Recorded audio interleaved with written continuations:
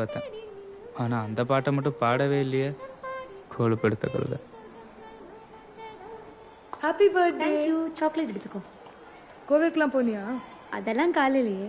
வேற சார் அண்ணாத்த. இரு. ட்ரெஸ் எங்க மகாராஜாவா? இல்லை குறிஞ்சி. அப்பா செலெக்ஷன். இப்போ திரும்பு. சாக்லேட் எடு.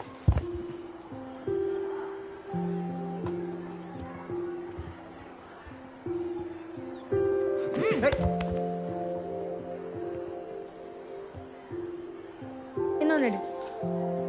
இல்லை பரவாயில்ல. எரும மாடு மாதிரி வளர்ந்துருக்க, உனக்கெல்லாம் ஒன்று எப்படி பத்தும்? இன்னொன்று எடு. விட்டுறதடா, விட்டானதா அடிப்பான்.